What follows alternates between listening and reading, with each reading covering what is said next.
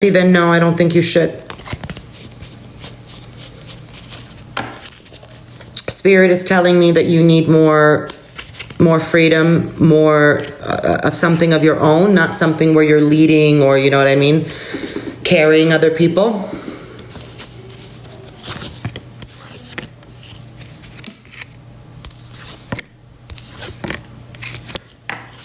Marco, what's your wife's name?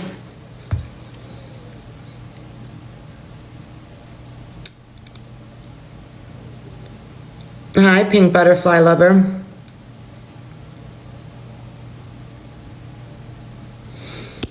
Thank you, Jesse. I appreciate that. Marco, yeah, there is still love, and there's still a very strong connection, but right now it feels like Lorraine's energy, like, is a little nasty. Like, it feels like she's intentionally trying to push you away. Even though underneath all of that, there still is love and connection, it feels like she intentionally wants to hurt you, wants to give you a hard time, wants to put you through it.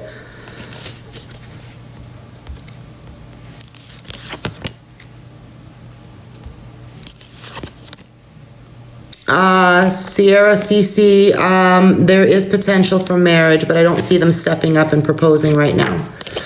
Marco, if you want to go more in depth, more detailed, we will need to do a private session, sweetheart. The mini reading is 25, the full life reading is 40.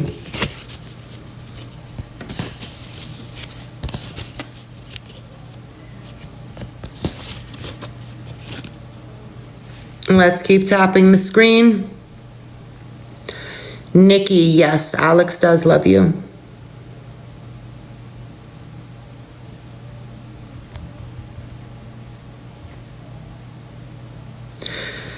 Let's keep tapping, guys, sharing and hitting that follow button.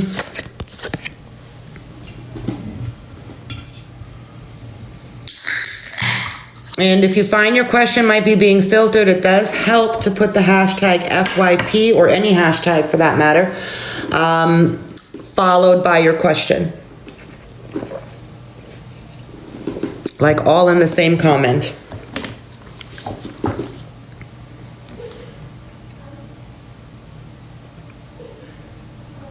Rosalie, there is a very strong soulmate connection between you and Marissa, yes. But in terms of meant to be together, it's really dependent on how you approach energy right now. There's a lot going on vibrationally here that needs to be resolved, that needs to be identified. Hey, Hannah. There you are. I was waiting for your call. Did you get busy? Duran, I'm going to need your wife's name, honey. Selena, no, you're not on their mind tonight. They're distracted. Chris, I mean, you could. It's not going to hurt anything, but you got to go into it with realistic expectations. I mean, if you're waiting for a response, if you're waiting for a breakthrough, that's not going to happen from a text tonight.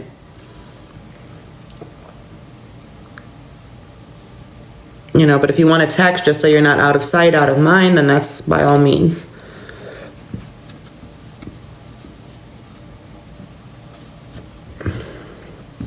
Leisha, I don't think so.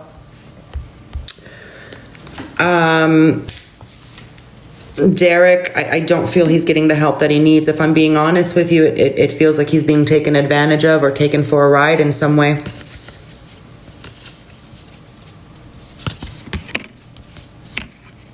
Chantel, does Austin? Yes, Austin does still have feelings for you. Duran, I see the name Jennifer, but I don't have your question. So you need to put your question again and include her name in it. I can't go back and find it. Let's keep tapping the screen. Wait, I wouldn't necessarily say happier without you, but there's less pressure. There's less anxiety, but I can't say that they're happier. Diana, yes, JC is your person. But JC is also a very stubborn person.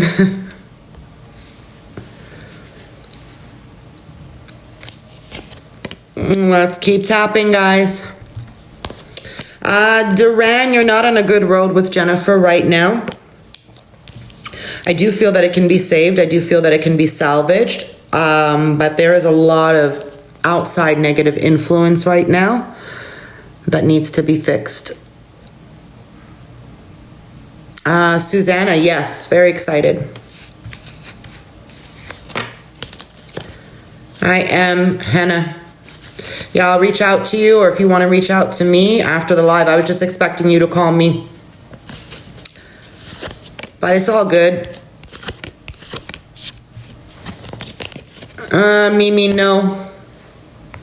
I don't see them unblocking you, I'm sorry.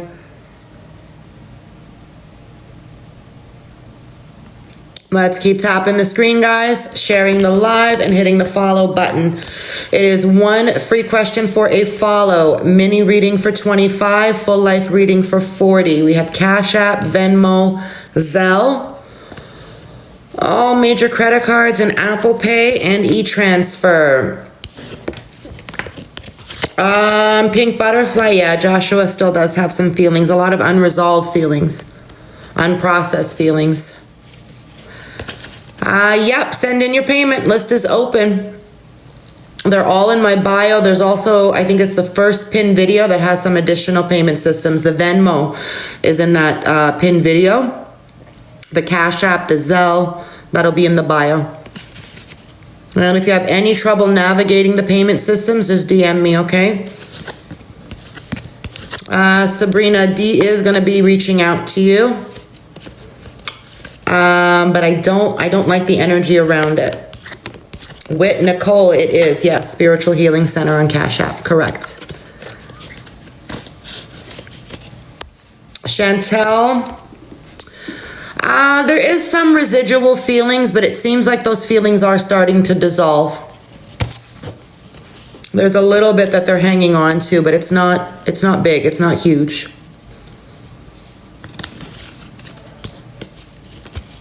Diane, I'm sorry, I don't see true love or any type of positive relationship for you, Diane. Your energy has been through it and it needs healing.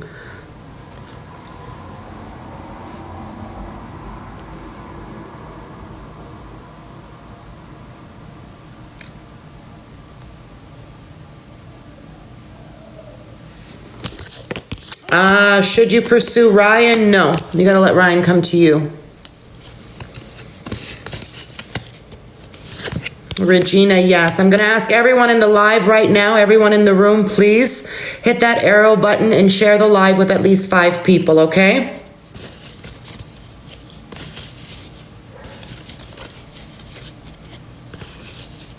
So again, if everyone in the room right now can hit that share button, the arrow, and share the live with at least 5 people, and then we're going to continue answering free questions for everyone. If you find that your question is being filtered, I'm not ignoring anyone, so you may be being filtered. It does help to put the hashtag FYP followed by your question, like all in the same comment. That will get you through the filters. Yes, Whit, I did get your payment. I've got your payment. So whenever you're ready, DM me your 3 questions. That way you don't get filtered, I don't miss them, and as soon as I receive them, we'll get it started. Let's keep tapping, guys, sharing the live and hitting that follow button. Lena, you and Steve ending up in a relationship? No. You'll end up in something, but it doesn't feel like a proper relationship, like an official relationship. Colleen, yes, you will. Let's keep tapping the screen. I don't answer anything pregnancy, fertility, baby related. John, your financial situation is becoming more stable, but I don't see it improving. Joseph, Shireen is the right one for you. But Shireen needs to go through a little bit of growth and achieve some emotional maturity. She wants you to chase her. She wants a little bit of drama. Like, she needs to grow up a little bit. Yes, Nana. Some a-hole in the room decided to report me, so it's under appeal right now. It should be lifted in the next few minutes. And whoever is that person who reported me, just know that I'm lighting a black candle on you tonight.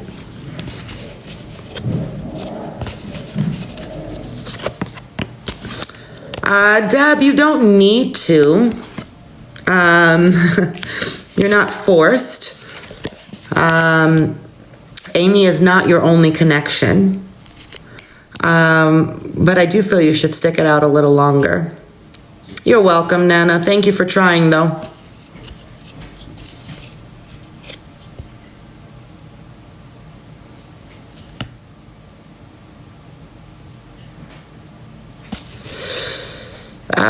Christine, I don't understand what you're trying to say. You're welcome, Doyle. If you want to have a reading done, Doyle, whenever you're ready, you let me know. I feel you need much more clarity and guidance on this, like how to navigate it, you know?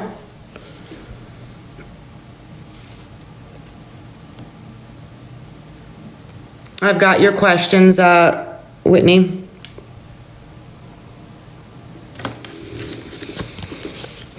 Joanna, I'm going to need his name or initial, please, okay?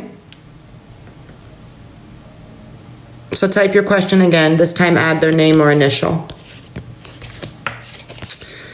Diana, is Craig upset? No, I don't feel they're mad at you.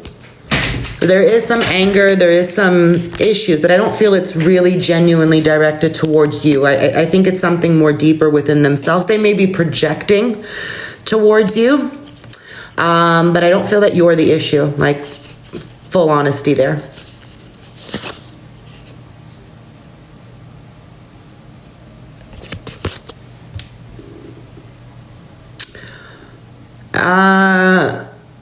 Christine, I'm sorry, I can't answer that. That's none of my business or yours.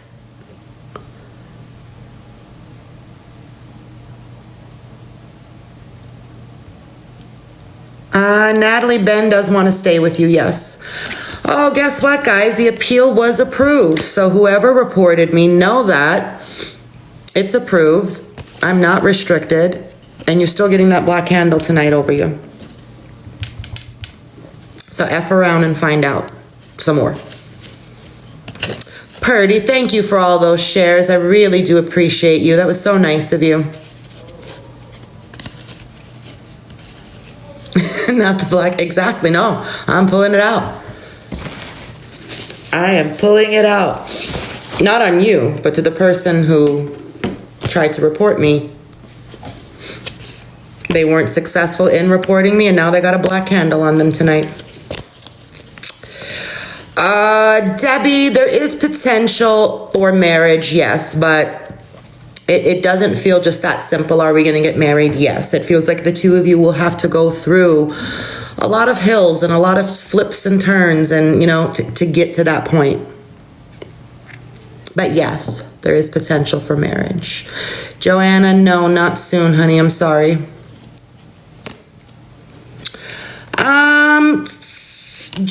Tyson J doesn't really think that long term, like big picture ahead. Like, I feel that there is connection. I feel that they are very, very drawn to you, very bonded to you. But to look at the big picture and see you as their forever person, I don't think they're thinking that far ahead.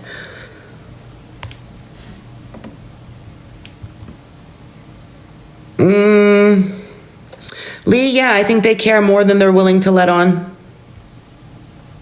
They got too much pride and ego to do anything about it, but yeah. Guys, let's share the live. Purdy, is it over with Kurt? No, I don't feel that it's over, and it feels like Kurt is still keeping tabs on you in some way, shape, or form. So no, I do not feel that it's over. All right, and Whitney, are you still here, honey? Thank you for being so patient.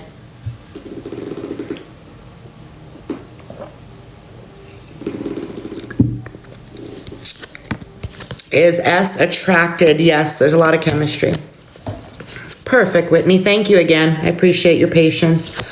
So we're going to be doing a paid session for Whitney right now. So my answers to your free questions might be a little delayed or distracted, guys, so please bear with me. In the meantime, if you all could continue liking and sharing the live, putting up those hashtags, hashtag FYP, hashtag psychic, share the live, just as we're doing this paid session. It's very, very helpful. Don't go anywhere. Stick around, but make yourself useful. Share the live, hit the follow button. All right. Whitney, first question with Brandon.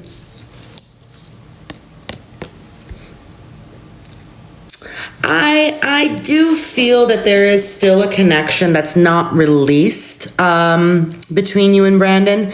I don't feel like it's the end of the road. I don't feel the chapter is closed, but it feels like a lot of unfinished energy. A lot of unfinished emotional energy, a lot of unfinished physical energy, and especially the vibrational energy unfinished as well, because it feels like there was a higher purpose or potential to this connection. So yeah, I do feel that there is potential that Brandon will circle back to reconnect. However, it doesn't feel immediate. It doesn't feel like he's made the decision on his end just yet. And energy shows that they've contemplated, they thought about it, it's constantly with them, but they're still fighting a lot of inner conflict when it comes to reaching out, reconciling, reunion. But with, like I said, with that all being said, that door is still open because that connection is still very much there. Let's keep tapping the screen, guys, sharing the live. Now look at, viewers have gone down. So all of those people that were in here didn't want to like, didn't want to share, didn't want to stick around and be patient. They were only interested for their free question. As soon as we put the free questions on hold, they left, which I'm so glad they did. It's the good way to clear the room from negative energy and selfish energy. All right, Whitney, let's go into your next question. And to those of you who are still with us, if you are only here for your free question and you don't want to support the live, you don't want to interact, you don't want to like, share, follow, whatever the case may be, or just be supportive of the session that we're doing with Whitney by putting up a hashtag or whatever, you can scroll now. Don't waste my time or yours. Don't be a tire kicker. Let's keep tapping. Tickton, Casimir. I do see reconciliation. I do feel reconciliation between you and Laura, but it's going to take a long time. I guess the question is, are you willing to wait? Because it's not coming together and happening overnight. Wendy does not want a relationship with Yamin. There is a lot of confliction there. There's a lot of confusion. All right, so Whitney, let's go into your next question of, will he make the necessary changes? Let's see. So this is where energy becomes a lot more complicated. He's thought about it, like what he needs to do, how he needs to change, how he needs to evolve. And it feels honestly like he's intended to do better. Like his intentions are good. But his follow through sucks. Okay, his follow through is terrible. So he's like in a pattern where he wants to grow, but he struggles. Making changes, but not being able to sustain those changes, not being able to be stable in that growth. So in terms of, when he does return and wanting to come back, circle back, make amends, I don't feel that he'll be fully where he needs to be unless you do something energetically to help him go through this transition, this growth period. But on his own, it doesn't feel like he is capable of sustaining the growth. He needs help. He needs shift. He needs support in doing so. Yeah, he needs a shift. He needs a nudge in the right direction because, like I said, I know he is capable. And I do feel that most times he is willing, but something is just not clicking. Something's not sticking. Something's not right.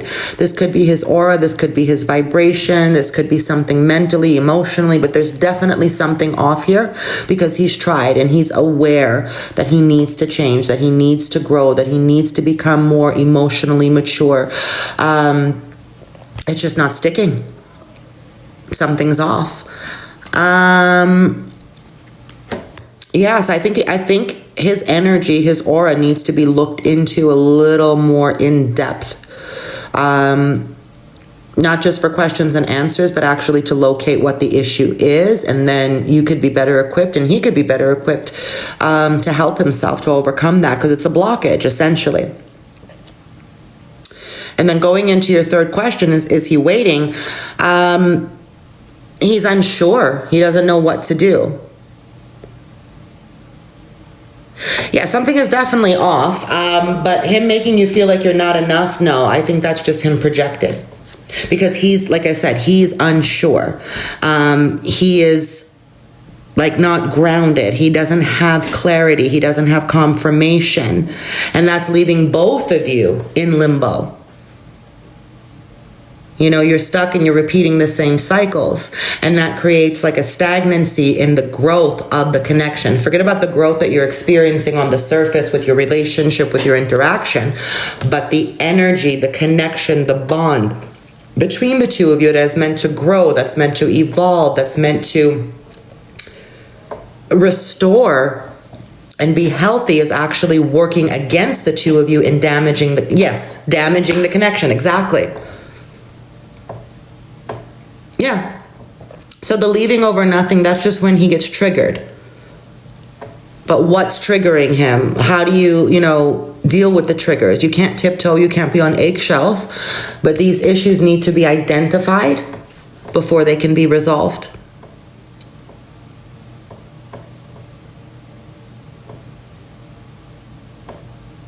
So I think you need a proper session. A mini reading will be enough if you want to just focus on this connection between the two of you.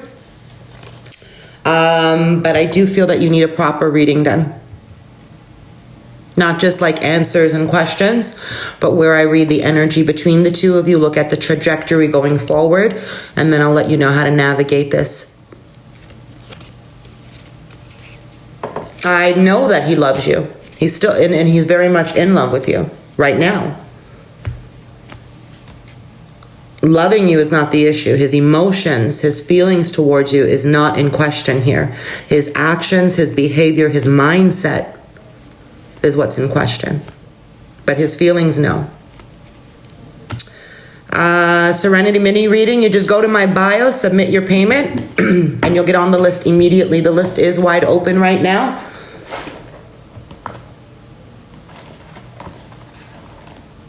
I have Cash App, Serenity S, Cash App, Venmo, Zelle. If you have any trouble finding them or navigating it, just let me know and private message me. I'll send you the link directly. And the mini reading is done over the phone or FaceTime.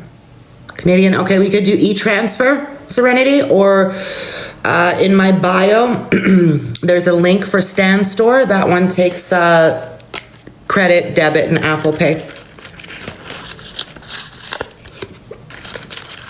If you want to do e-transfer, just Google the exchange rate, and you could send it through e-transfer, which is the first pin video will have the e-transfer address.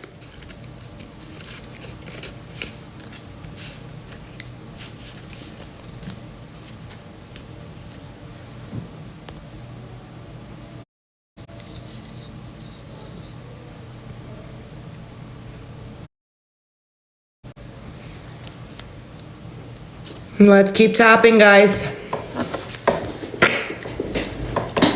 Kamal, yeah, you'll do well enough, yes. Yeah, you may ask a question. It's 1 free question per person, 3 questions for 10, mini reading for 25, full life reading for 40.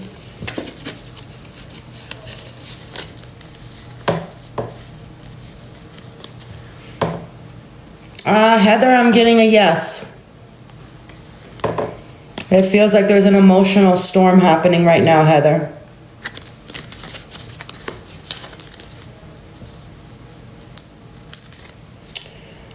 Serenity, I'm feeling turbulence. I'm feeling like a lot of avoidance. And what's coming through very strongly is a negative influence on his end. Someone is influencing his behavior.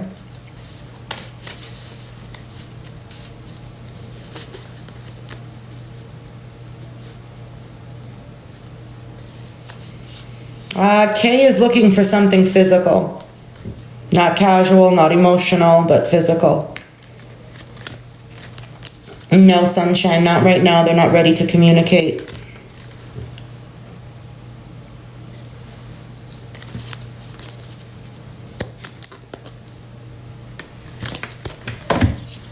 Let's keep tapping, guys.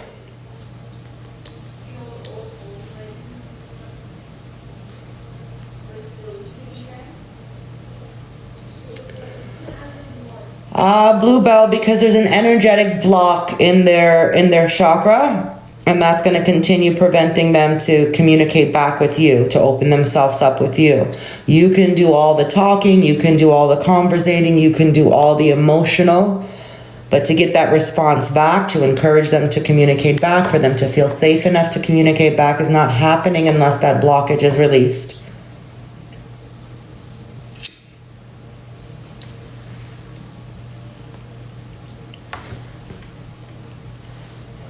Let's keep tapping the screen, guys. And let's share the live. Let's share the live with at least 5 people, okay?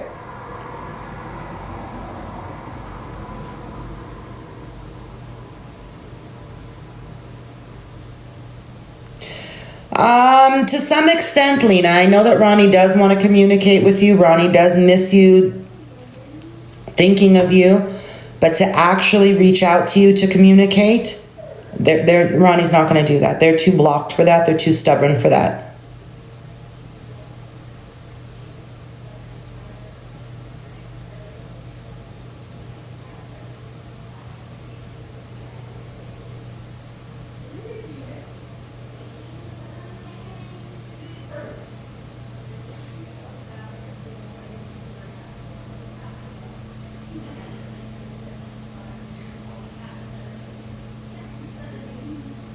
You're welcome.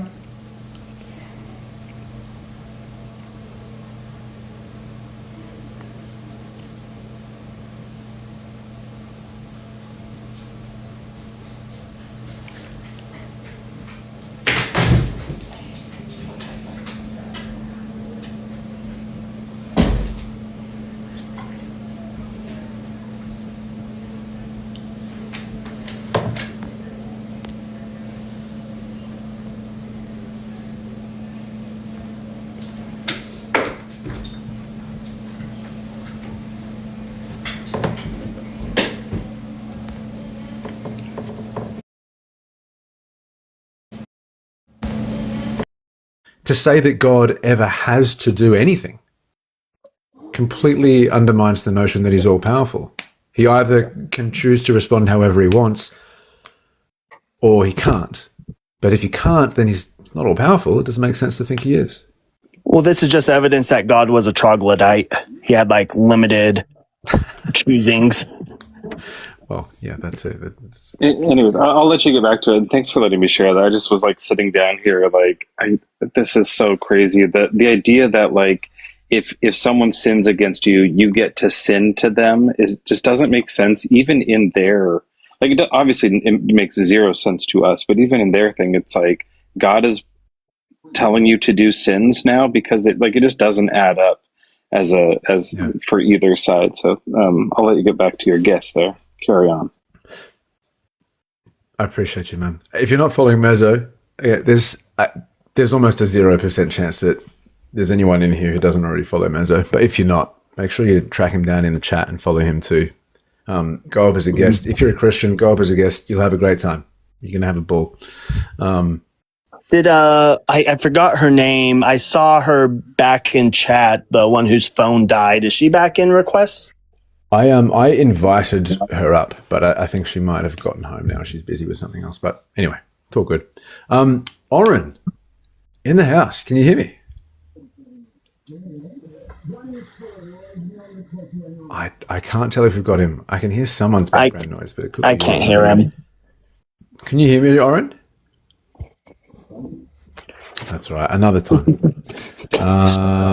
Sorry, my wife is legally deaf, and she's in the other room watching TV, so she gets it loud so she can hear it. So if you hear slight backgrounds, it might be that.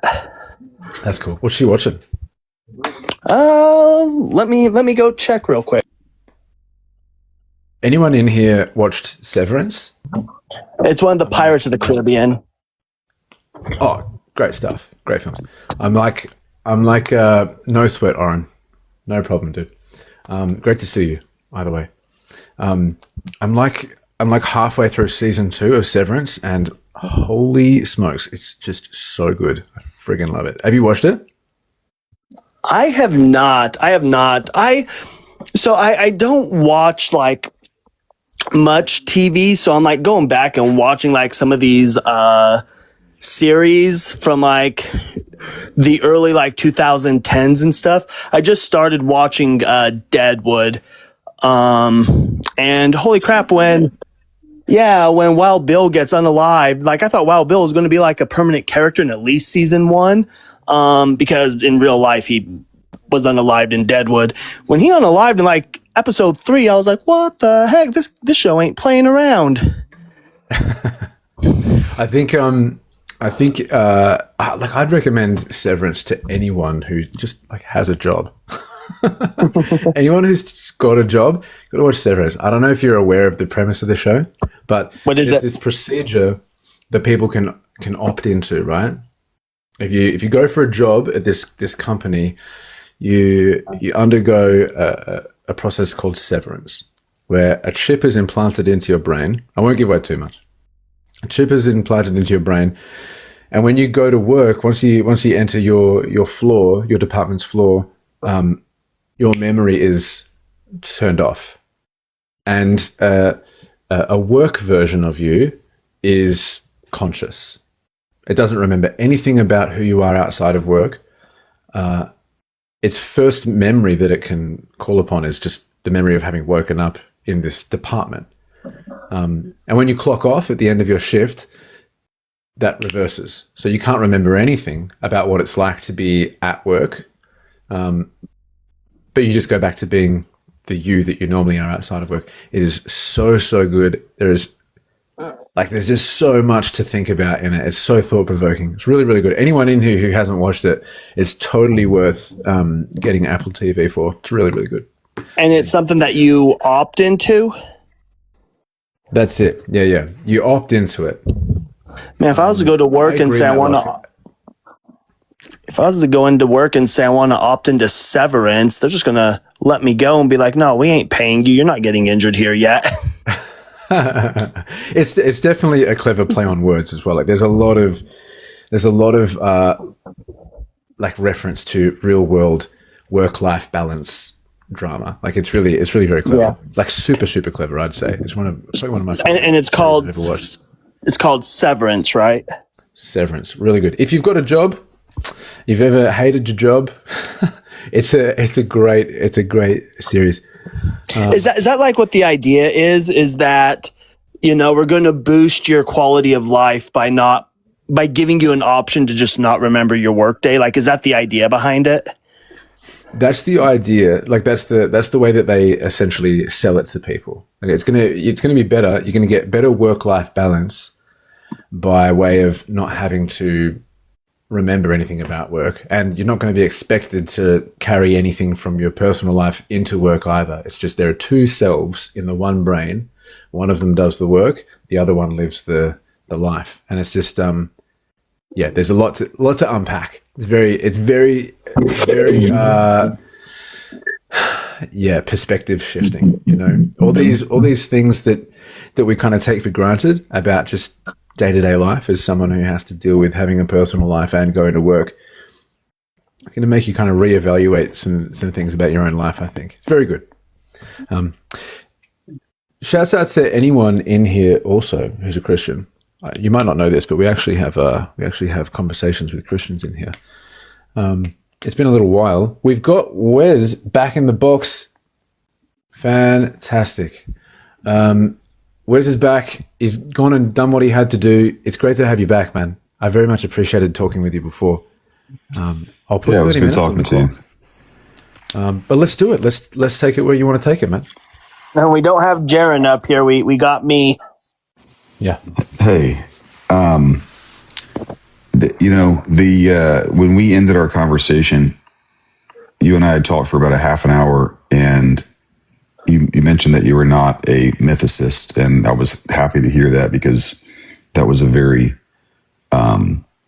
like fringe position. Like, and what I said was, out of the thousands of biblical scholars, there's like a handful of mythicists, and the vast majority of biblical scholars treat mythicism with like contempt as a fringe theory, right? Well, but the issue that we run into this though, right? Again, so I'm one of Jaren's really good friends, and I'm a mythicist. But the issue that we run into is, again, all the things as far as like the Earth being a sphere started out as a fringe idea. The fact that we have a heliocentric solar system started out as a fringe idea. In fact, when Galileo was jailed, there was outrage from some people about it. And the church, there was a guy from the church who put out a polemic against Galileo. Keep in mind, Galileo presented his evidence. He said, this is why I drew this conclusion. He put out the evidence. And the church's stance on it was, well, we're just not going to look at the evidence. They didn't look at the evidence. And the person that wrote the polemic against him straight up said, like, no, if you go against what the church says, if you go against what the consensus is, you better have strong evidence. But if he would have actually listened to Galileo, he would have known the evidence that Galileo presented, and he just didn't care, right? Likewise, we can kind of see how some scholars view things, right? We'll take a look at like Richard Carrier. Richard Carrier with Jaren put out a scathing review about the book Christ Before Jesus. But what we can come from that one is he never read the book, because he assumed that Jaren had used the KJV, had run stilometry using the KJV. But if you read the book, you know that that's not the case. He assumed that Jaren doesn't have a co-author, that he wrote the book by himself, right? And so the question that that Jen was asking you is, like, we know what the scholarly consensus is, but what is their evidence? What evidence do these scholars bring? Yeah, and so I mean, the evidence is absolutely devastatingly overwhelmingly against Jaren. Yeah, give me a piece. It's not even. Which evidence is that? So it is. Here's my problem with this is, I'm going to bring you a piece of evidence that a scholar has put out, and you're going to disagree with the scholar. And if you're disagreeing with scholars, what chance do I have of convincing you that you have completely gone out on a fringe, rejecting scholarship? Yeah, Galileo went out on a fringe thing and was jailed and put on house arrest for it, but he turned out to be right. Well, you are no Galileo, okay? Here's the question. You are not Galileo.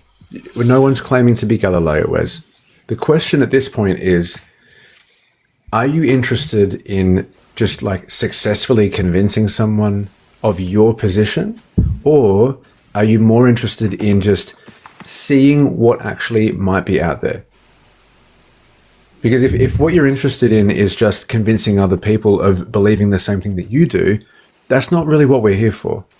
We're more interested in getting towards what's more likely to be true, whether or not that's familiar to you or comfortable or anything. We're not trying to win a debate here or anything. We're trying to determine what's most likely to be the case, given the reasons that we have to think this way or that way. Appealing to consensus, that feels sufficient to some people. It doesn't do it for me. It just doesn't. Consensus is great.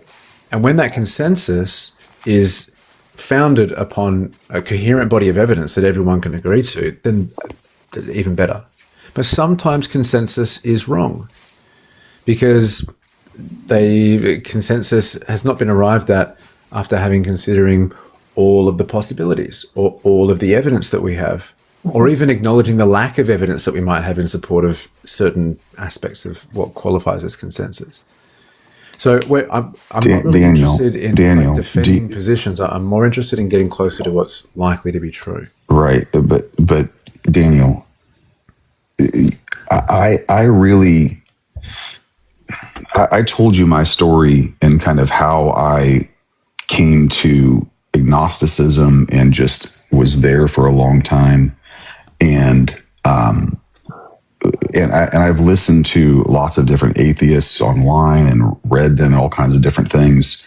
And the fact that so many are leaning towards mythicism is hurting your credibility.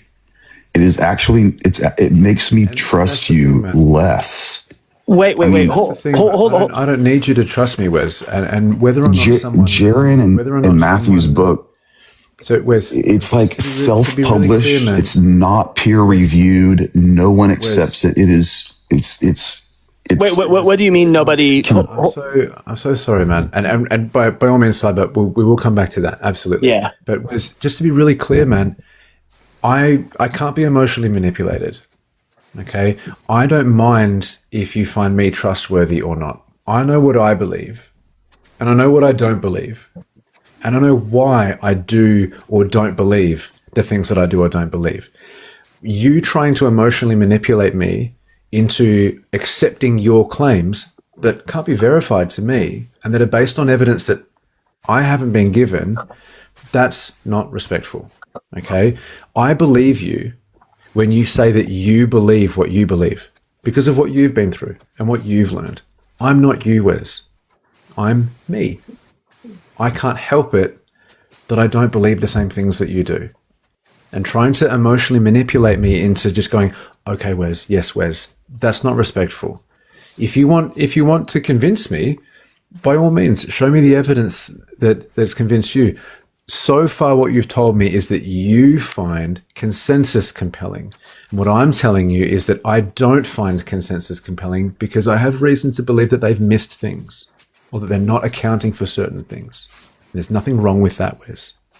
And you told me you were not a mythicist. And real quick, and to be clear, when you say like scholars just outright reject it, that's not true.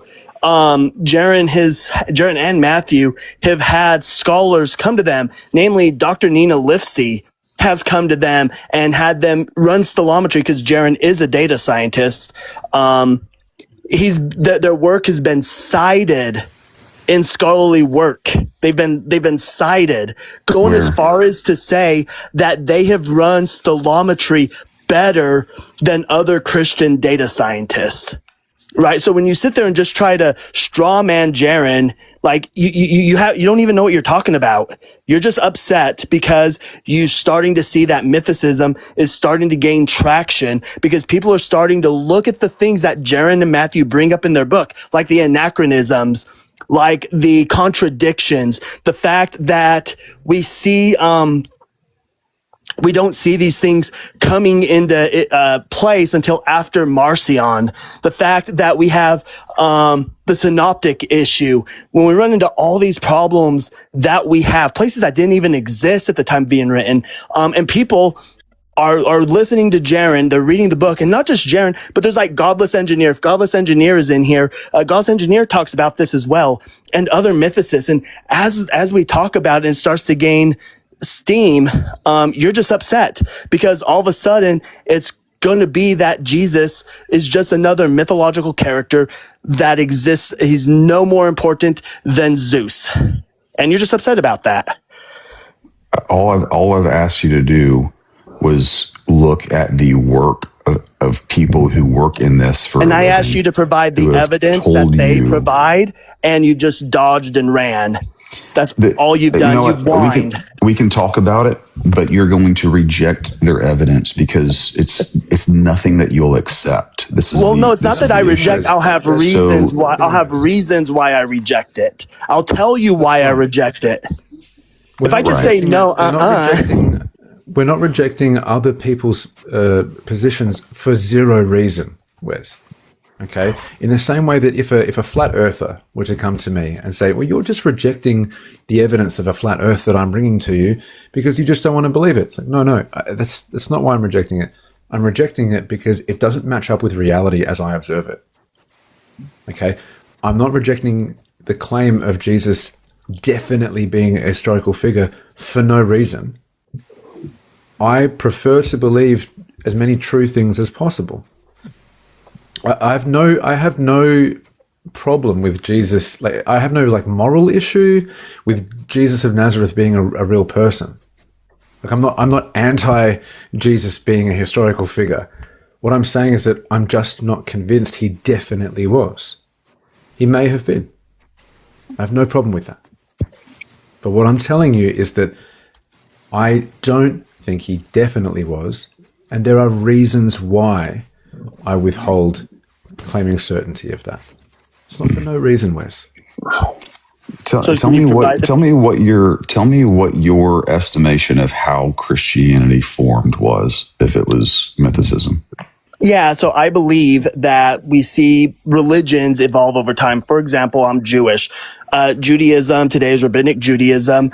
It evolved out of Pharisaic Judaism, which came from an interplace between first and second temple era Judaism. We can take this all the way back to the Canaanites, right? Back to Mesopotamia and all this, right? So we see an evolution of religion. Likewise, with Christianity, we can take a look at how the early Christians were called the Christians. We see evidence of the Christians in BCE. We have evidence of this. We have evidence coming from the fact that all the early church fathers are all from Sinope and that area. Those are all the early church fathers. That's where they're all from. We see that the statue of Serapis that came in from the Ptolemies came from that same area. We see in the Pauline letters where Paul is told not to go into Sinope, don't go there, but this just so happens. So I believe that what we have is an evolution of religion, of faith coming from the mystery cult of Serapis. And over time, Serapis worship evolved into Christianity. It's not like somebody sat down And what is your evidence of that? I just gave it. Did you not listen? I'll give it a second time. That was a claim. That was not evidence. You said, I believe that this is where it came from. What is your evidence that that's where it came from? Because of X, Y, Z. Several reasons why. Yeah, the early Christians are referred to as Christians. We see this in quite a few different places where they're called Christians. We have documentation, we have archaeological artifacts of Christians, that term being used as early as that we found. It could be earlier, but as early as 36 BCE. Right? So this is the term Christian, right? Now, Serapis is a syncretic god. He was made up by Ptolemy, but Ptolemy had a vision that he needed to go find this unknown god. Keep in mind, this is what Paul refers to in Greece. So what he refers to, like the unknown god, is the term that he comes up with. But Ptolemy has this dream of this unknown god, and he goes into Sinope and brings out this statue. And when he brings it back to Egypt, he has a Greek priest there and an Egyptian priest here, and they name off 5 gods each. They say this god represents, and he names off 5, or each one of them names off 5 different gods, Greek gods and Egyptian gods. Well, we have this Serapis mystery cult, which becomes extremely popular. It was extremely popular in Greece. It became extremely popular in Rome. However, Octavian Augustus forbade it. He banned it. If you were caught worshiping Serapis within Rome, you would be unalived under Octavian Augustus. Now, different emperors enforced this. Other emperors didn't. But we have a mystery cult that forms. Mystery cult doesn't mean what cult means today. And then just over time, this Serapis cult evolves into Christianity. And when we take a look at the Gospels and we see the miracles that Jesus performs, each of the miracles that Jesus performs is evident in one of the 10 deities that makes up Serapis. Point being, Asclepius. Asclepius was a Greek healing god. And in John, when Jesus goes and he sees the old man who's been sitting there for a while, the man says, hey, I cannot get into the water because when they churn it, I just can't be in it. And Jesus heals him. Well, the only reason for churning water, that is something that was a Serapis cult. That was Asclepius cult. That's an Asclepian. That's what they did. They would turn the water.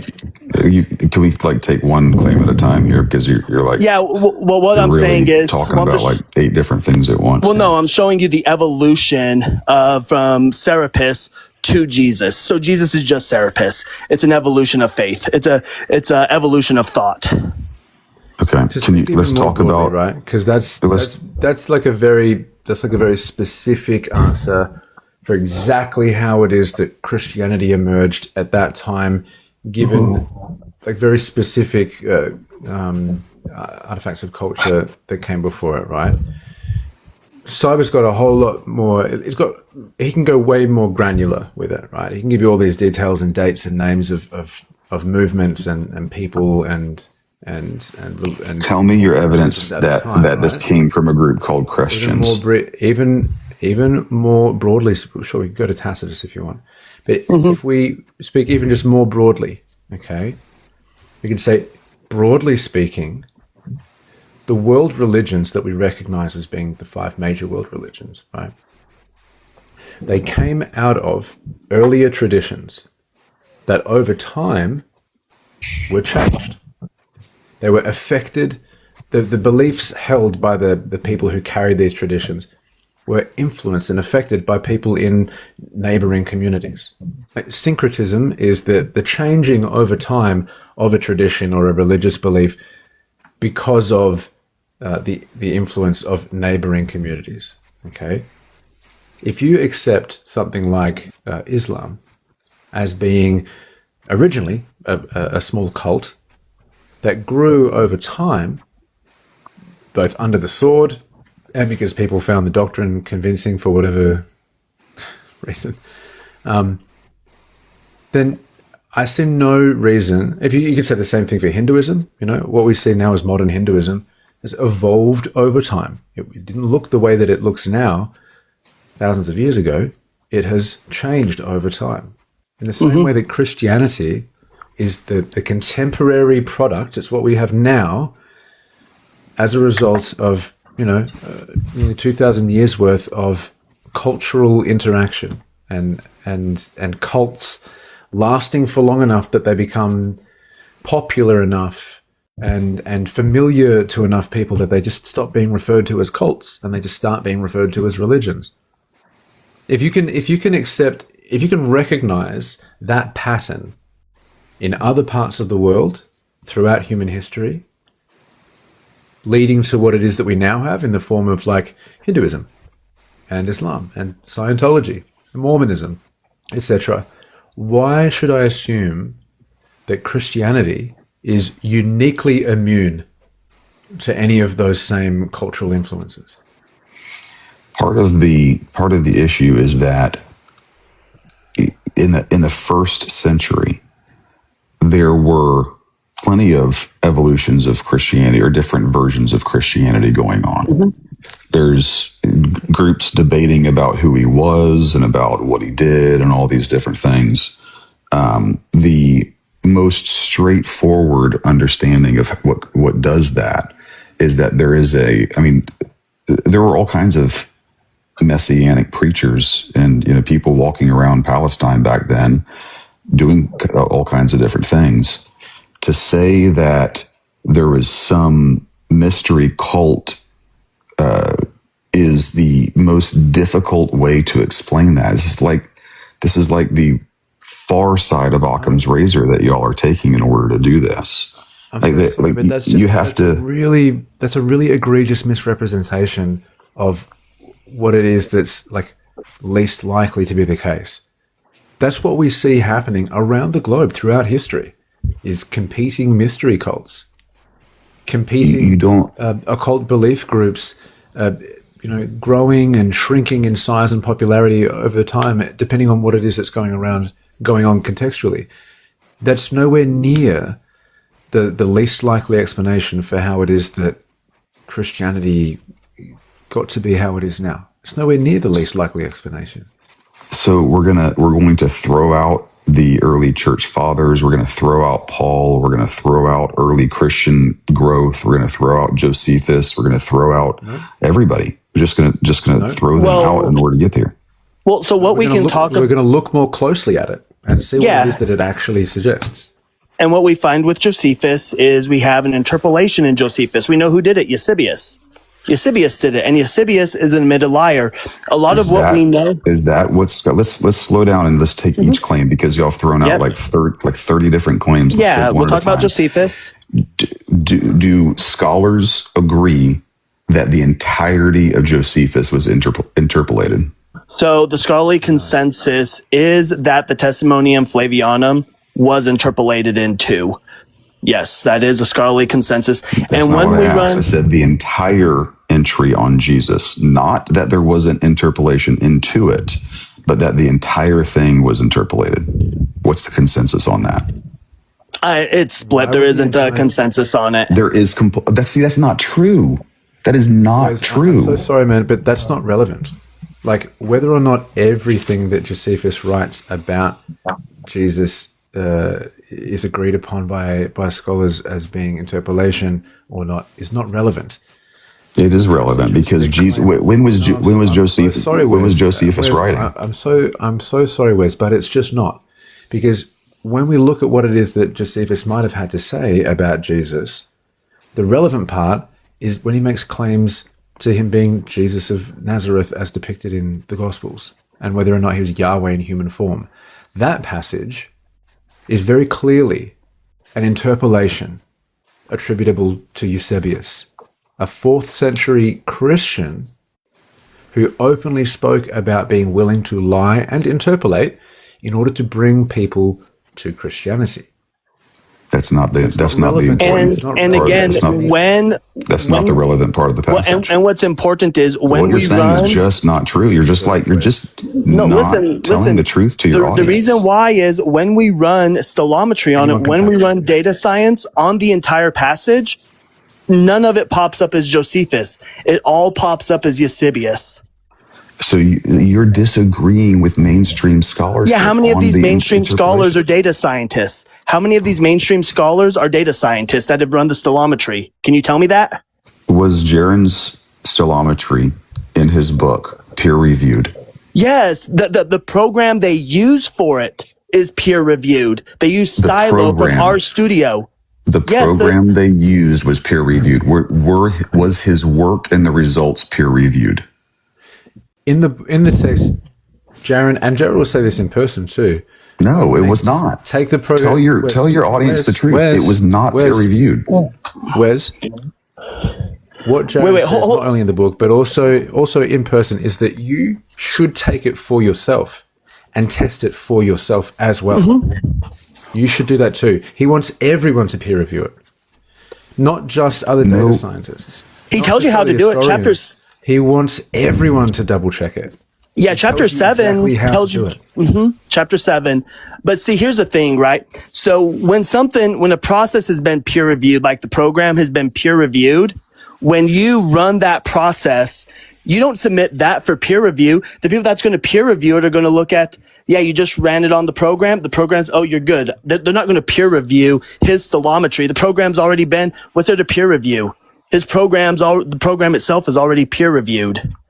That's not true. You absolutely need to peer review your results of your study.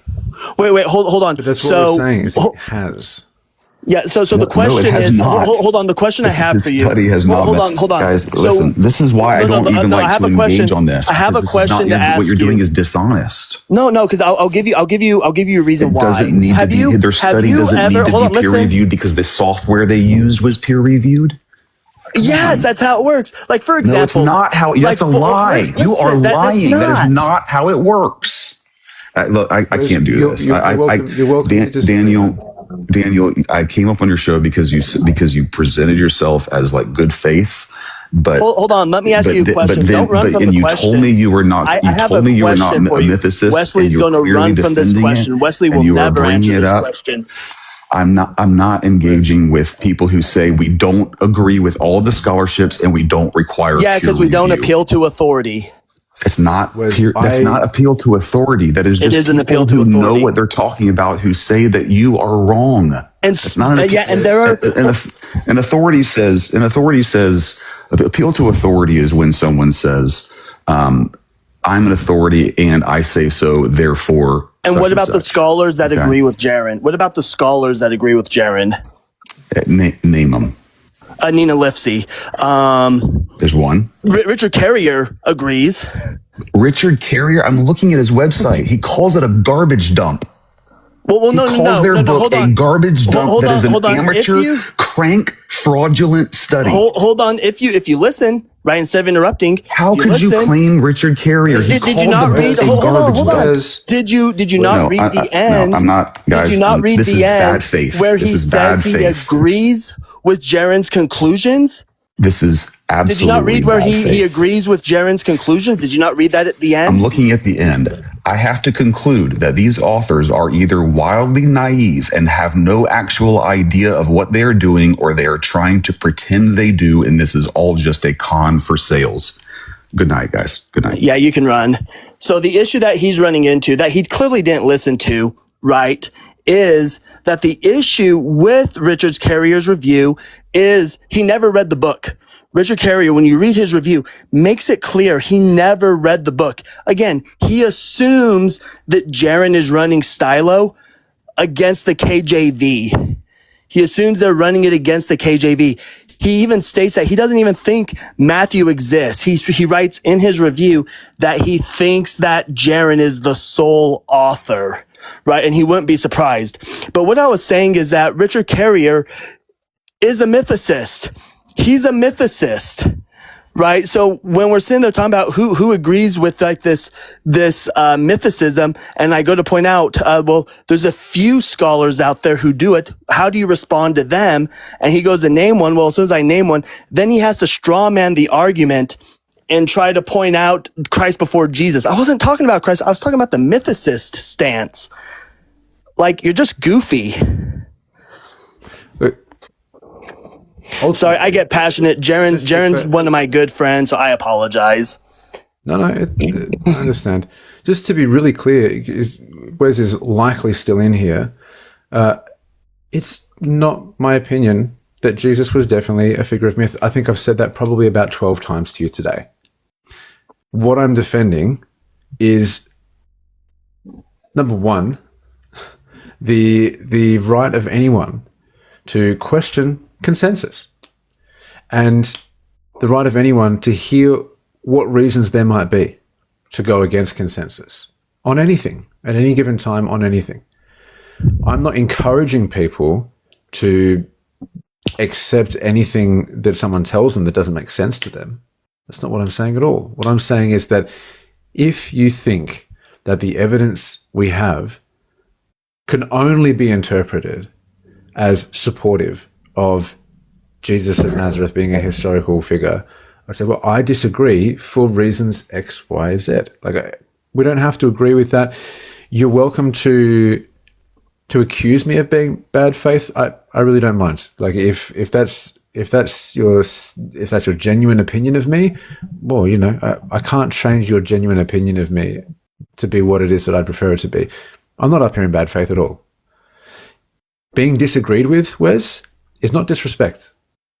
And I think that that's something that a lot of men, especially within religious communities, broadly speaking, but definitely within those in the Abrahamic faith, something that men, especially in religious communities, do is they think that disagreement is ridiculous and disrespectful and evidence of being in bad faith. What you're asking me to do is accept your claims. You're telling us that we shouldn't make arguments from authority, but you're asking me to accept your authority. What I'm telling you is that I don't do that. I can't be emotionally manipulated into agreeing with you. My self-esteem is too well founded.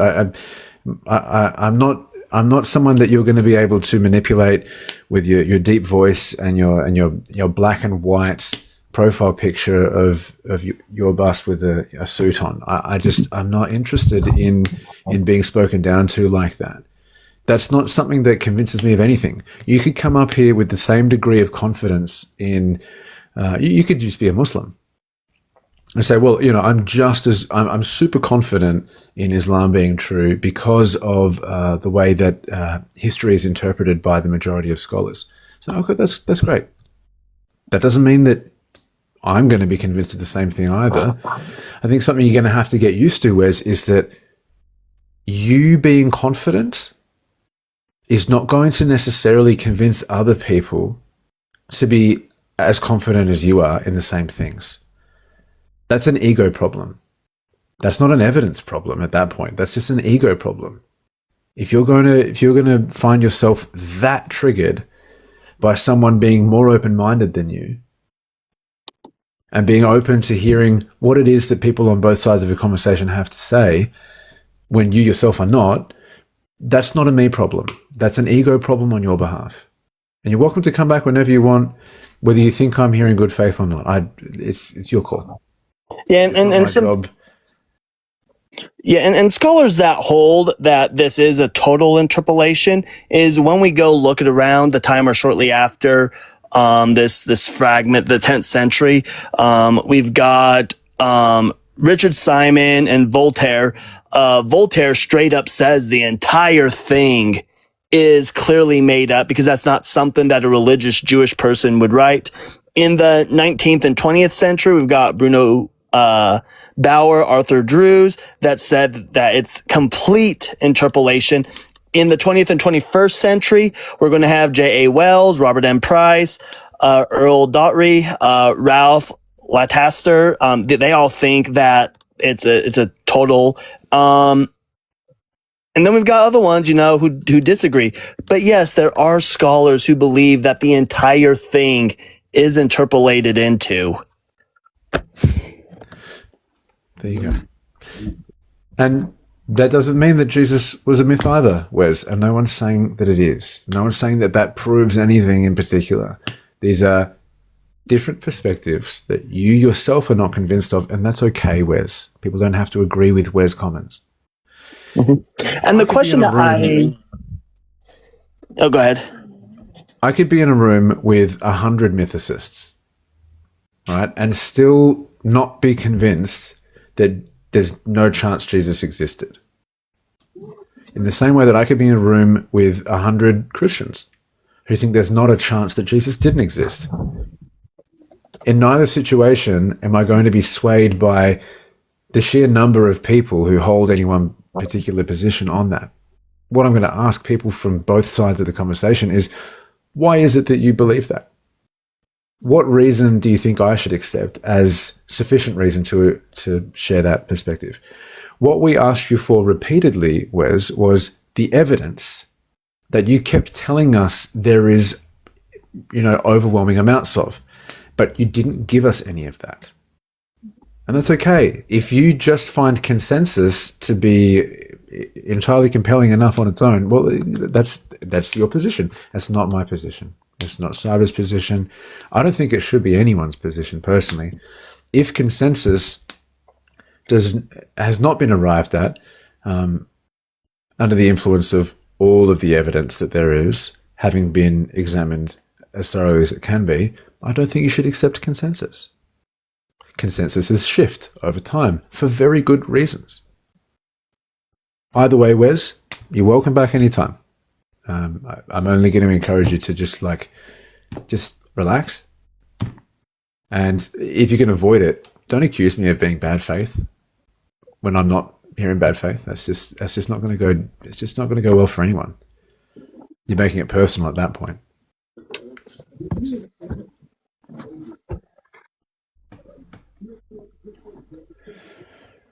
Let's go with Phoenix. Phoenix, can you hear me? I can hear you. You're a little muted, but it's all right. Oh, sure. I'll do what I can to be a little closer to the mic. Thanks so much for jumping up, man. I appreciate it. Are you a Christian? Yeah, I guess I'm a little agnostic, but for the most part, I would say I'm Christian. Cool. Well, look, you're probably going to be my last guest for the day, hey? So 30 minutes on the clock. Let's do it. We can head wherever you want to head. So I wanted to ask you, you say you're a former Christian. Do you have any stance in agnosticism right now? Yeah, I'm agnostic towards all sorts of stuff. Yeah, like And- if agnosticism is the rejection of certainty, I'm not certain about all sorts of stuff. Yeah, Agnosticism, it makes a lot of sense. It's not a very brave stance, but it is a pretty reasonable one, I figure. I'm not really concerned with whether or not a stance is brave. I'm more concerned with whether or not it's like honest. Sure. Like I don't think it's brave or unbrave personally. It's just honest of me to say to you that like I'm not certain that there's no God. I don't believe there is though. I guess so. I wanted to ask you about Christ. Do you have a stance on issue of Nazareth being a real person that existed in the time that was reported? You mean Jesus of Nazareth? Yeah, we call him Jesus today. Sure. Yeah, look, I don't know. I have no idea. The evidence that people have presented to me is not entirely compelling. But I'm not out here trying to tell anyone that Jesus didn't exist. And There are people real like quick, that. Daniel. And Cyber here is a mythicist. Yeah, I'm a mythicist, but I am going to hop down though. I'm going to go hang out with my wife. But thanks for having me up. Always an absolute treat, man. Thanks. But Phoenix, before I drop, did you have any questions about mythicism that I could answer real fast before I drop down? I just wanted to clarify, I guess. So is mythicism the stance that a myth has power and it doesn't have to be true to affect the society? No, mythicism is the belief that an individual who is believed to have historically existed, that they did not exist, that it's just mythology. So mythicism with Jesus is that Jesus, as presented in the New Testament, does not exist, that it's just mythology. Okay, sure. Yeah. But yeah, dude, thank you so much for coming up, man. And if you are interested in that perspective, you should totally follow Cyber because he can teach you a ton about the mythicist perspective. I'm not convinced either way. Jesus may have existed. Jesus might not have existed. For the sake of the conversation, we can just like assume that he did. Let's just assume, regardless of how poor or good quality the evidence that Jesus existed is, let's just assume that he did, right? I have no good reason to believe the stories about him. That he could walk on water and turn water into wine and came back to life after being dead for 3 days in a cave, that kind of stuff. That's not convincing to me at all. So for me, I'm going to be very earnest with you. That's some difficult stuff. And I like to look into the concept of metaphors, but also I really like looking into the parables because you've read the parables, right? Have you read the New Testament? And so what do you get out of the parables? Oh, the same thing that I get out of, pretty much any other parable or moral teaching in any tradition, because like something like the parables of Jesus, that's not unique to Christianity, right? There are all sorts of stories that are written with the goal of teaching morality to the audience. So when I read the parables, I just it sounds like that to me. Well, It sounds like, in the same way that what's the last movie I watched with my daughter? Imagine you're watching like Monsters Inc. or something. There's a moral lesson in there. In fact, I'd say there are several moral lessons in there. Right? I'm trying to think of Monsters Inc. So it's like the perception, because the monsters, it's a job for them to spook the kids to get the energy. And then the kids are scared, but then the monsters are actually afraid of the kids because they're like a biohazard, right? Yeah. But like what they end up finding out is that eliciting laughter from the children generates way more power. It's way more sustainable, and it makes everyone feel better. And then the CEO was like, didn't the CEO, the octopus guy, he knew that? Is that like the crab? Yeah, he kind of knew that, but he's trying to hide it. Something like kind of, yeah. So you could say that there's a moral lesson in there, right? Which is that if you want to get kids on side, you want something sustainable, you should try and make light of things. You should try and get some laughter out of your kids. Rule through, not necessarily rule, but get your children on side. Don't scare them into line. Befriend your children. Invest in the relationship that you share with your children, so you have something to draw upon when you really need to. If I may, that might be, it's a good extrapolation, but I feel like that might be your extrapolation as a parent. Either way, yeah, there's a lot that you can get out of Monsters Inc. Sorry? Yeah, but that's the thing though, is like you could extrapolate or extract any number of meanings from any text, be they the parables or whatever. Well, right? And like when I read the story of the Good Samaritan, I'm like, yeah, that's awesome. That's a great story. That doesn't mean that Jesus existed. Well, it had a good ending. But kind of what I'm getting at is like there are parables. Well, there's even questions like you're not supposed to work on the Sabbath, and so the Christ asked the Pharisees, "Hey, so should you pull your donkey out of a ditch if it falls into a ditch on the Sabbath? Because that would be work." And ultimately, they conclude, "Well, yeah, I would have to get home." But he's saying, so you see, it's not about doing no work at all. It's kind of about respecting the Sabbath. You're not going out of your way to plow your fields, but you have to do this so you could get home. But it's a lot about metaphor and thought experiments. And when he asks them that, I feel that is very specific. It's not like the Ten Commandments. It's not an order. It's saying, think about this and think about the morality in it. And that's why I value the parables in the New Testament. Now, we talk about miracles so much, and I understand the contention there. But what I try to focus on is the idea of thought experiments and why that is so unique. And it's a change in the old covenant becoming the new. And so the new covenant, it even allows people who aren't Hebrew into it. And I find a lot of value in that. Well, I think that's what we see over time, is that religions shift and change to accommodate for shifting. And I got to admit something right now. In Christianity, there's been a shift, and not everyone feels this way, but there's been a shift not for inclusion, but exclusion. If somebody is in the rainbow community, they get a lot of stuff thrown their way about how their feelings are like a sin. And I look at that and I'm like, that's not being inclusive. The Christ welcomed prostitutes. He's like, hey, it doesn't matter. Just be a better person or whatever.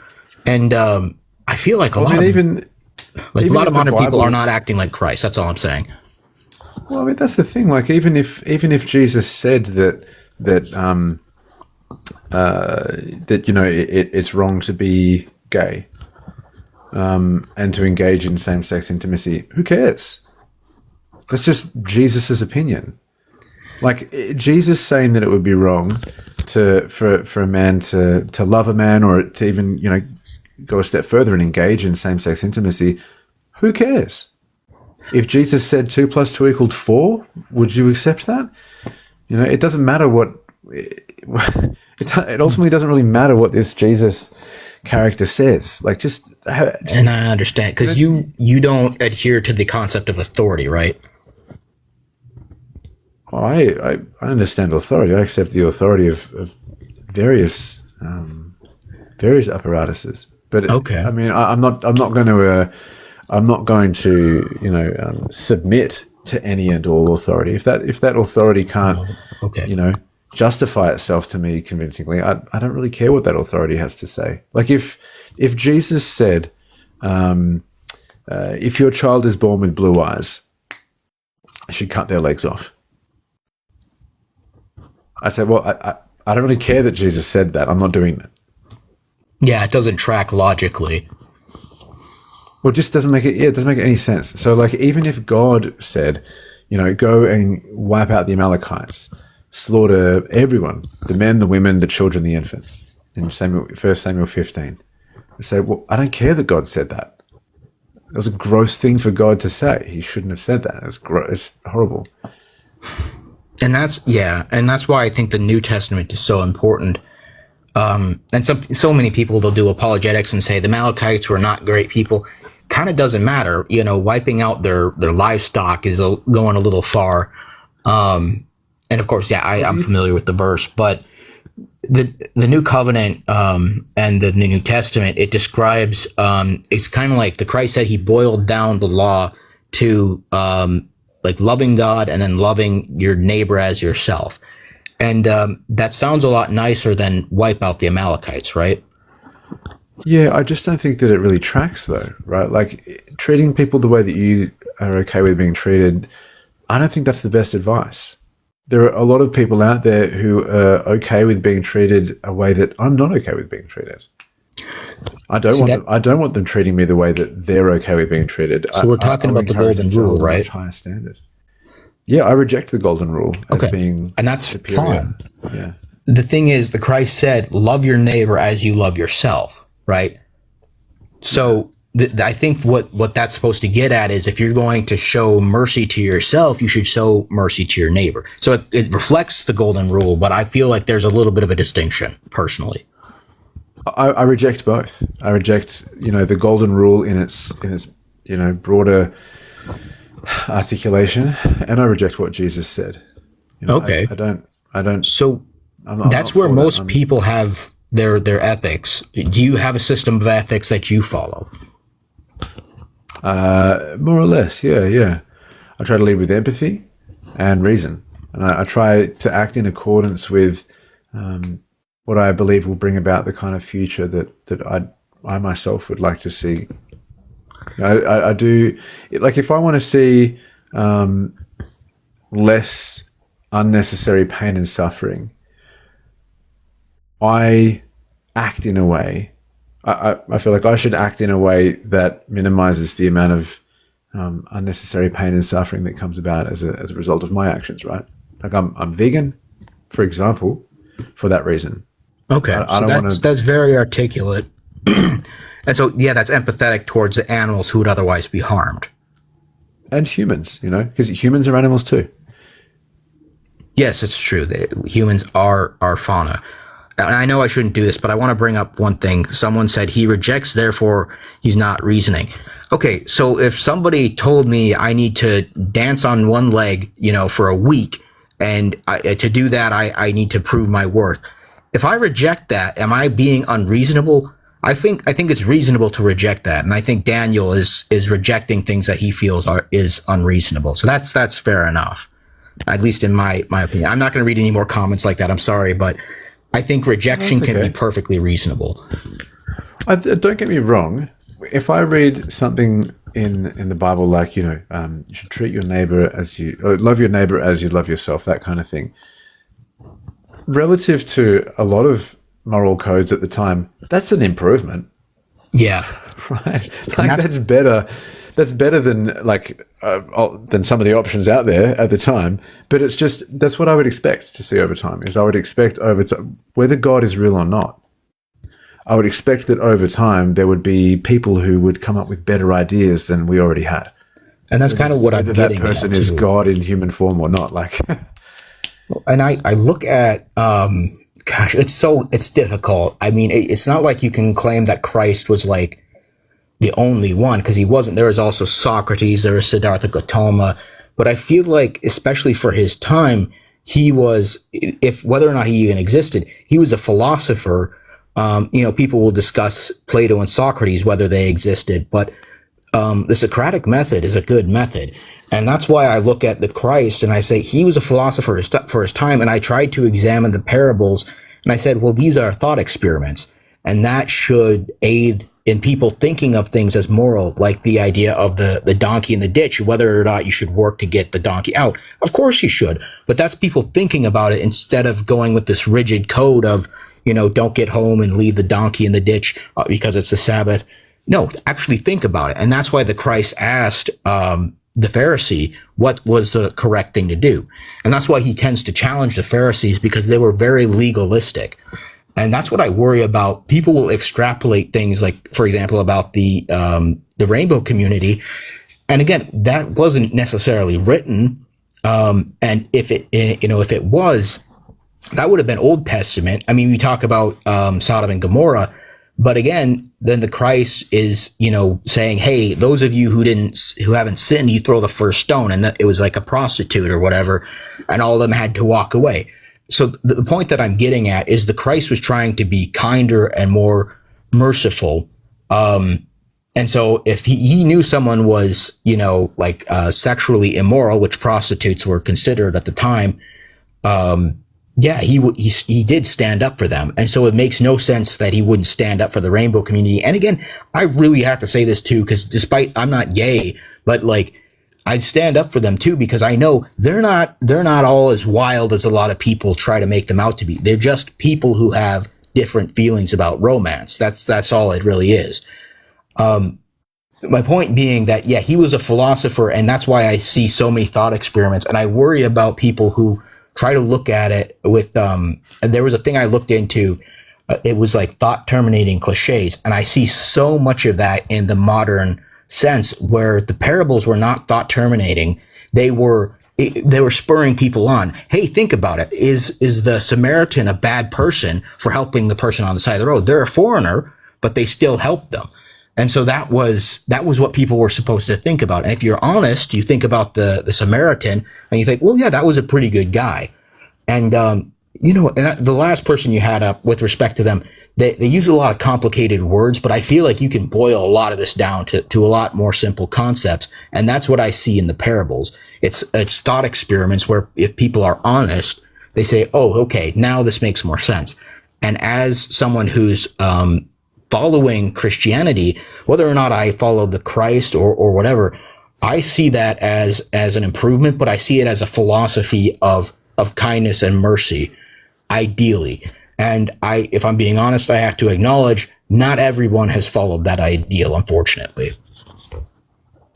Well, I think, it would be better if more people within, the Christian population felt more or less the way that you feel about this stuff. I think that would be better. I also think that, if you think that Jesus was God, then there's even further improvement to be made, right? Like, if Jesus is God, then Jesus also said that we should sell our daughters to their rapists.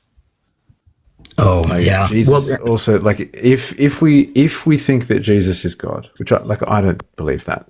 I think Jesus is... I think Yahweh is a mythological figure. I don't think they're real at all. But if you were to say that Jesus is God, well, Jesus is responsible for all the stuff that God did in the Old Testament too, then, because that is Jesus. Same Jesus spirit. God is Jesus. So I don't want to be a context. I don't see a way around this stuff, Well, here's my thing. A lot of it is capitulation for the time. So to capitulate with the person who abused someone's daughter. So there was the parable of whose face is on the coins. They say, well, it's Caesar's. And so the Christ responds, well, then give to Caesar what is Caesar's. And so he's basically saying, pay your taxes. So it was an idea of saying, look, let's have peace. So listen, hear me out. So when women are viewed as property, if someone abuses your daughter, well then, don't fight about it. Just give them over. Not saying that that's correct, but that would be a capitulation for the sake of peace in that environment. Awful. I mean, not just by modern standards, just awful even to those standards, of the time. But that's where I see this idea. It's like turn the other cheek. You understand? I just don't think that that's acceptable at all. Man. Well, and that's one of the reasons why. I understand that you're trying to make it. I understand that you're trying to make it work. Trying to make it make sense. Well, I'm talking about the context of the time. Yeah. Yeah, I'm talking about the context of the time. But if God is capable of outlawing and condemning, the. Oh, I got it. I'm sorry. I said I wouldn't, but Susie just said, did he justify it? Absolutely not. I never will. I'm talking about the environment of the time, and there was a lot of conflict there. All I'm saying is that the Christ was trying to minimize conflict, not saying that that's okay to capitulate to someone who's done something that deserves to be punished fairly. I think what I see happening a lot, and I think it's what you're doing, is that you're trying to minimize conflict. Like, you are a better person than Yahweh/Jesus. You are better than they are, because you're recognizing the stuff that they said and did throughout the text, and you feel as though you have to account for it in some way because you recognize that it's disgusting. It's this ancient West Asian moral code that you recognize we could improve upon easily. Like, you could just sit down with a highlighter and a red pen and you could improve upon the moral system of the Israelites and the Christians, like, in an afternoon. It sounds like you're the one who's concerned with, making things better. But because you're also a Christian, there's this tension that you're having to deal with here. When the reality is that, like, if you weren't a Christian, you would be able to have a calibrated moral compass anyway. You wouldn't need to be a Christian in order to feel that. This is where agnosticism comes in for me. I want the northern point to be similar to yours. You were talking about an improvement in the world and something based on empathy. So obviously, if I was a woman and someone attacked me, I would not accept that. And so that's my guiding light. But I also feel like it should be parables and thought experiments that should lead people there. Here's where it gets really messed up, is where people will claim authority and the black and white thing that is not in the parables. But the black and white thing is where they say, oh, this is what's written, so it has to be this way. That's not what the Christ said. And he actually challenged the Pharisees. And again, I keep bringing up the Christ. Let's imagine it was Lao Tzu. Lao Tzu said, hey, how about we think about this first? And Lao Tzu could guide someone to a better, if not perfect, system of morality, which would include more empathy. I think going that extra step, and to the credit of the Christ, too, he was considered a radical and he challenged the Pharisees at the time. But whatever figure that you follow, if it leads you to a better place, that's excellent. And again, addressing a lot of modern issues and a lot of modern people who say, hey, if somebody's in the rainbow community, we got to go after them. The Christ, he stood up for tax collectors. He stood up for, people who were, it was like, hey, if you go after them, it's fine. So when we talk about immigrants today, when we talk about, gay people today, people will say, oh, it's okay to go after them sometimes. And I completely disagree, because the Christ, he stood up for the people who were targeted during that time. And again, I keep going back to the Christ as a Christian. I'm sorry to cut in, but you could say replace the Christ with Lao Tzu, Confucius, whoever. And I think it can lead people to a better system. I think the problem with a lot of this defense of Jesus stuff is that Jesus was very openly and clearly in favor of Mosaic law being adhered to. And when he was, quote unquote, standing up to the Pharisees, he was calling them out for failing to adhere to Mosaic law whilst encouraging others to. He was calling out their hypocrisy. He wasn't saying that he disagreed with what it is that they were telling people to do. He was saying not to be hypocrites like them and to actually make sure you are following the law. This is very, very clear in Matthew chapter 5, in Mark chapter 7, Matthew chapter 23, in John chapter 14. He says it several times. Jesus himself, not only did he give the law in the first place because he's allegedly God as well, not only did he give the law to Moses, but he's also reiterating that the law is to be followed forever in the New Testament, according to he said that he wouldn't undo the law or the word of the prophets, but fulfill it. And I do remember that. Right. And that's why I try to look at this, the parables and yes, of course, there's horrible stuff. But that's why he's trying to boil it down to love your neighbor as yourself. And you said that there are problems there. But that's why I see it as radical, especially for that time. And again, I know the context thing is very annoying. But I want, like, someone who was perfectly peaceful in our time, if there is such a thing, they might adhere to certain ideas, like, in the U.S., the Second Amendment. it could be a good thing. In imagine in 500 years, firearms are completely abolished. I'm so sorry if this is getting under your skin. No, it's okay. I'm literally Okay. I've been on here for like 6.5 hours. I'm just like, Okay. Well, and I appreciate that I'm the last person here. You should get some rest. But I would say, so in terms of the Second Amendment, in 500 years, let's say people can own handheld items, but they can't own the ammunition. All right. So nowadays that would be horrible. That'd be against the common law. In 500 years, people might say, "Oh, well, this was told by the prophet Dan of TikTok," and I don't know if that'd be your stance, but it could lead to a more peaceful situation. Then people say, "Oh, so everyone had or a lot of people had handheld items and ammunition. That's crazy." It could definitely be, but it's about making an improvement to the culture, I think. And that's, look, I get it. Christianity is talking about an awful time in history, and we can go further back. I mean, even after Christ, there's horrible things too. And then people will even do apologetics for the horrible things. Like you could look at Byzantine blinding, for example. Awful, awful stuff. All I'm saying is if there can be an improvement, there should be. And I also, I shouldn't do this, but I read the comments. Guys, do not abuse other people. And if someone has abused another person, no, don't have mercy on them. Hold them 100% responsible for what they've done.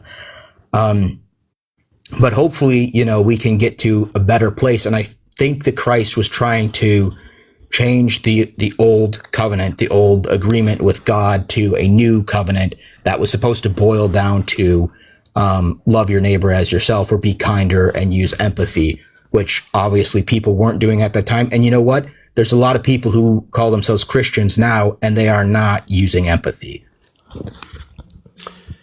yeah, well, for various reasons, a lot of them think that empathy is is of the devil. If you can empathize with someone considered sinful by by Christian authorities, well, then you might just start understanding them from their perspective, and then you might start justifying it. And well, that's a very dark and quick descent into damnation, right? And that's why they demonize things like empathy. And I'd like to make two final but points there's just quickly. there's so much reason for, like, these people who act this way. There's just so much from the Bible that they can refer to as justification for being that way. Like, if you were to start empathizing with, let's say the Amalekites, right? So people who were raised by people, who were raised by people, who were raised by people to think and feel and believe differently, then the Amalekites couldn't help what they were doing. They were doing what they sincerely thought was right. So it could have been a this is why holy war for them, yeah. Yeah, exactly. They felt just as justified in living the way that they used to live as the Israelites did in living the way that the Israelites did. In the same way that, as a like, I'm a vegan, right? So I think that we should avoid participating in the abuse and exploitation of any and all animals that we can help it, right? But I'll hear people all the time talk about how wrong it is that in parts of China they eat dog meat. Why does it make it any less right for them to eat dog meat when you all consume cow meat and pig meat? What's the relevant moral distinction there? There is none. That's what's super interesting, none, right? You're a lot like Christ, calling people out for their hypocrisy. Well, yeah, this is the thing. Like, I'm not a fan of hypocrisy, right? I got to a point in my life a few years ago where I was like, I identified hypocrisy as a root cause of just like disproportionate amount of pain and suffering in the world. And so I decided then and there that I would do what I could to eliminate hypocrisy from my own life wherever I could, and to do what I could to encourage other people to maybe like try doing the same thing, right? But if you're a Christian, you're kind of required to engage in a whole bunch of hypocritical stuff, especially when it comes to like your epistemology. If you take the Bible as the word of God and you accept that it's all trustworthy, then you have to engage in epistemic hypocrisy. You have to. Otherwise, the I'm text sure we doesn't could. make. I'm sure we any could sense go on, but whatsoever. I'm going to make this as my final point. So the biggest issue, with the hypocrisy is that people talk about sin and then the Christ forgives your sin, so you can keep, and they continue that cycle. My emphasis would be, if you trip, get back up. Don't keep crawling around in the mud. And I see a lot of people crawling around in the mud instead of trying to get back up and be a better person. And this can be within the context of Christianity and forgiveness, but it could be a secular idea as well. You are not crawling around in the mud. You're saying, hey, I know that people might eat, dogs, and that's awful, but I'm not going to eat cows either. And so you are adhering to that. You're getting up and you're staying out of the mud of consuming other beings that can feel. And so you're getting up and you're working on, I'm guessing you have consumed the flesh of other creatures before, right? Oh yeah. Right. I mean, until the So age of that would have been a 26, mistake. I ate animal products like crazy. Yeah. So that could have been a mistake, but you're getting up and you're trying to be better in that. And where I might not share your view, but I'd love to be able to get behind it maybe. But that's my point, is that that's what the Christ was supposed to say. Even if you've made a mistake, you can get up and you can do better. And instead, I'm seeing people crawling around in the mud and saying, hey, the Christ, passed away for this. No, the Christ passed away so that you could get out of the mud and you could live with dignity and morality. That's how I see it, at least. Well, I mean, that's what the story says. But I think the problem with this is that, like, we can't demonstrate that occurred. Like, the closest thing we've got to a contemporaneous attestation of that happening was written decades after the fact, at best, by people who weren't there. So even if we were to take at face value what we have that allegedly records these events, even then, I'd say that it doesn't make any sense either. Like, it's not necessary for Yahweh to manifest himself as a human so he can have himself sacrificed, which doesn't count as a sacrifice anyway, because he just comes back to life again regardless. He knew ahead of time he was going to come back to life too, because he's all-knowing. There's no sacrifice being made. But there also didn't even need to be. If he's all-powerful, he doesn't have to do anything in order to be able to forgive people. He can just forgive people. It's all completely performative. It's total nonsense. It doesn't make if any I could, sense. Do you know the story of Hercules? I'm sorry if this seems random, but it does tie in. Do you know the story and why he was Heracles to the Greeks? Yeah. And so, could you explain that quickly? Less, yeah. Well, so Heracles being believed by the Hellenists as a historical figure, and according to the mythology, according to tradition, he was also the son of Zeus, and he had to carry out all manner of essentially miraculous feats in order to qualify as a god in the end.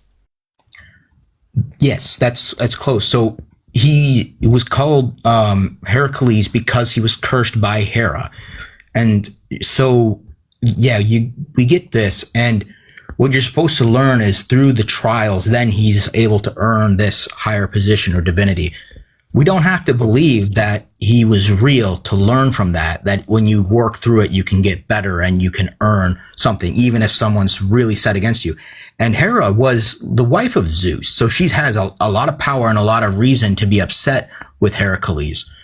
And I want to see similar things in that, where people learn instead of being dogmatic. But, whatever figure it is, Heracles, Christ, Buddha, Siddhartha Gautama, who became the Buddha, all of this, it's supposed to be a lesson so that people can get better. And that's why I'm kind of upset, is because I know people are not trying to get better. They're trying to excuse what they know they should not be involved with. That includes the persecution of the other. They shouldn't be doing that. Sometimes, yeah. I think what Christianity is being used for differs from individual to individual and from community to community, right? Like, what some people use consciously or subconsciously, what a lot of people use religion in general, but specifically Christianity for, is like, it's a coping mechanism. People are afraid of death, and they'd rather believe that there is a heaven that they can earn access to by way of, you know, following the rules. For a lot of people, it's a tool of manipulation. They don't believe a word of Christianity, but they like the sense of influence over a congregation that it gives them. Using big people, fancy it's words, we're talking about the church fathers, like the last person. Well, I definitely see your issue. Are you familiar with a gentleman called James Tellerico? He's a gentleman from Texas, and he's someone that I like to look into. I don't think the same way as him completely, but I think he's a good example of what a Christian could be. And I feel that's why you see so few people like him, because he actually wants to help people who need to be helped. And I just wish there were more people like him, and I'm trying to be like him. And your criticism, I'm not gonna shoot you down and say, oh, you're just, a wet sponge or something. Everything you have to say is valid, and you have good reasons for being critical. Right, I appreciate that. If every Christian were like James Tellerico, I wouldn't say anything. I'd be like, okay, cool, easy. I take very little issue with a lot of what it is that I've heard James Tellerico say. Primarily, though, fundamentally, I'm most interested in whether or not something is true, not whether or not it feels good or is familiar. Even if you could get everyone to subscribe to a version of Christianity like the one that James Tellerico subscribes to, it's a bit more progressive and inclusive and, et cetera, et cetera, et cetera. Even if you could get everyone on board with that, I'd still be primarily concerned with whether or not Christianity is even true in the first place.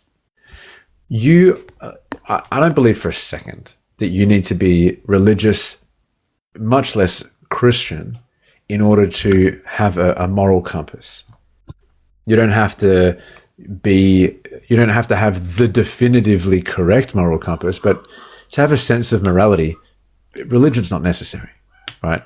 But what I would disagree with when it comes to Christianity, as put forward by James Tellerico, is that it's probably just not true. It's just not likely that there was this man who was Yahweh in human form, who was sacrificed so that we could be given the chance to receive salvation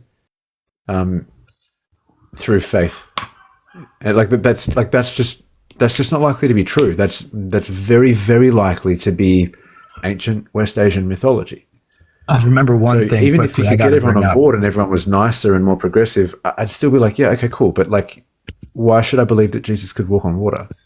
Well, that's because you're using Occam's razor. The simplest solution is usually correct, which is why I laughed so hard at the last guy. He said, oh yeah, Occam's razor. And then he talks about so many complicated things.